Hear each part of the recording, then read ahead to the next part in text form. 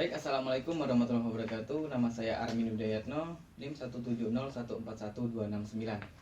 Saya dari kelas 6B PGSD. Saya akan mengulas tentang wawancara berdasarkan kuesioner pada masa pelaksanaan pembelajaran COVID-19 sekarang ini. Baik, untuk narasumber, saya mewawancarai salah satu guru di SD Negeri 16 Jebus.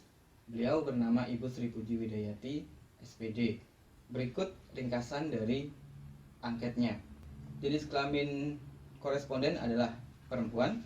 Kemudian status pekerjaan adalah guru PNS. Satuan pendidikan adalah di sekolah dasar. Kemudian jenjang kelas yang diajar adalah kelas 4. Kemudian pangkat atau golongan adalah 3A. Lama pelaksanaan pembelajaran dari rumah 2-3 bulan. Rencana pelaksanaan pembelajaran yang digunakan adalah RPP yang dirancang sebelum COVID-19 dengan model 1 halaman RPP-nya. Kemudian jenis pembelajaran apa yang digunakan dalam mengajar selama COVID-19? Beliau mengatakan adalah pembelajaran daring dan tatap muka.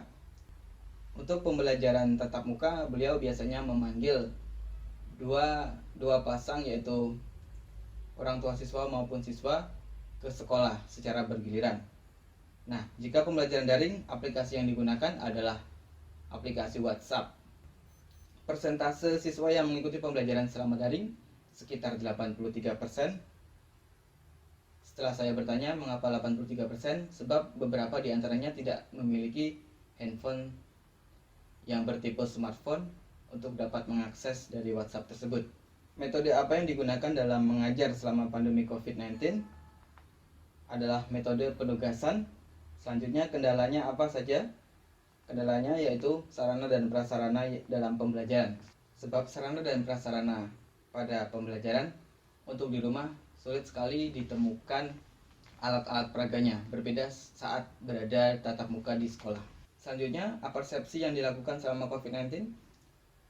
Beliau mengatakan bahwa apersepsi yang dilakukan sama saja saat tatap muka maupun daring. Jika daring dilakukan dengan cara menginstruksikan di grup-grup WhatsApp, kemudian memberikan informasi, lalu misalnya ada penugasan, baru diberi tugas, seperti itu. Kemudian, muatan pembelajaran apa yang tidak dipahami siswa? Beliau mengatakan ada dua, adalah matematika, dan yang kedua adalah seni dan budaya. Untuk yang mengalami kendala, berarti sisanya dari 83% tersebut, sekitar 7% siswa yang terkendala dalam pembelajaran secara daring.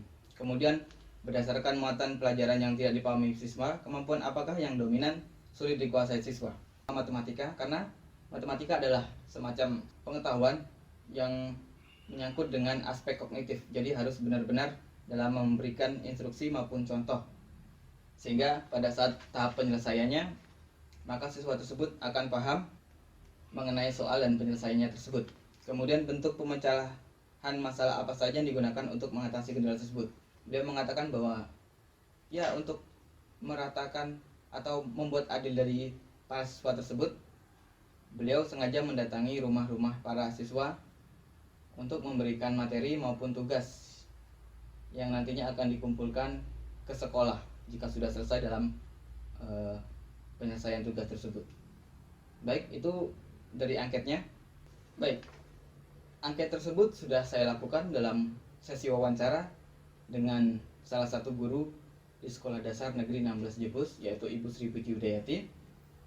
Selanjutnya, wawancara tersebut adalah modal bagi saya untuk melakukan dalam pelaksanaan penelitian tindakan kelas. Untuk yang pertama adalah pada tahap identitas, di mana nama sekolah tersebut adalah Sekolah Dasar Negeri 16 Jebus. Kemudian nama guru kelas tersebut adalah Ibu Sri Puji Widayati, SPD. Kemudian kelas yang diajarkan adalah kelas 4. Selanjutnya, nama mahasiswa pendamping, yaitu saya, adalah Armin Udayatno dengan NIM 170141269. Kemudian di kelas 6B PGSD. Pada tahap perencanaan, identifikasi masalahnya saya mengidentifikasi ada 5 identifikasi masalah. Yang pertama, kemampuan guru mengajar saat pembelajaran daring kurang membuat siswa tertarik. Yang kedua, guru cenderung menggunakan strategi yang monoton.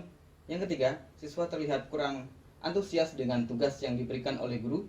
Keempat, siswa kebingungan dengan instruksi pembelajaran dan tugas yang diberikan oleh guru. Kelima, kurangnya pemberian motivasi kepada siswa. Kemudian analisis masalah. Yang pertama, perlu upaya guru dalam mengoptimalisasi permasalahan pembelajaran dan pemberian tugas agar menarik bagi siswa. Yang kedua, perlu strategi yang tepat dalam meningkatkan motivasi dan antusias siswa agar pembelajaran dan pemberian tugas dapat efektif dan efisien. Kemudian rumusan masalahnya. Yang pertama, bagaimana upaya guru dalam mengoptimalisasi permasalahan pembelajaran dan pemberian tugas agar menarik bagi siswa. Kemudian yang kedua, bagaimana strategi yang tepat dalam meningkatkan motivasi dan antusias siswa agar pembelajaran dan pemberian tugas dapat efektif dan efisien. Selanjutnya, hipotesis tindakan yang saya lakukan adalah: pertama, upaya guru dapat dioptimalisasi dengan pembelajaran mengunjungi rumah siswa secara perorangan untuk mengatasi kesulitan belajar siswa dan siswa mampu mengerjakan tugas dengan baik sehingga dapat mengatasi siswa yang memiliki keterbatasan kemampuan kognitif. Kemudian yang kedua, kemampuan guru dalam memberikan materi pembelajaran dan pembuatan soal untuk tugas dapat ditingkatkan melalui pemberian bimbingan perorangan. Selanjutnya, jadwal pelaksanaan PTK yang akan saya lakukan adalah nanti sekitar tanggal 7 Agustus 2020 sampai dengan selesai, tergantung beberapa kali siklus yang akan saya lakukan pada kelas tersebut. Kemudian, silabus dan RPP-nya nanti akan saya lampirkan pada deskripsi di video saya di bawah. Untuk materi pembelajaran yang akan saya gunakan pada saat melakukan penelitian tindakan kelas adalah materi pembelajaran pada kelas 4, yaitu pada tema 1 tentang indahnya kebersamaan, kemudian subtema pertama keberagaman budaya bangsaku, dan pembelajaran kedua. Pada subtema 1 pembelajaran kedua, muatan pembelajaran yang ada adalah PPKN dan SPDP. Baik, selanjutnya adalah tentang alat atau bahan yang diperlukan pada saat saya melakukan PTK nanti adalah membuat sebuah video pembelajaran yang berisikan PowerPoint. Selanjutnya akan saya distribusikan melalui media WhatsApp.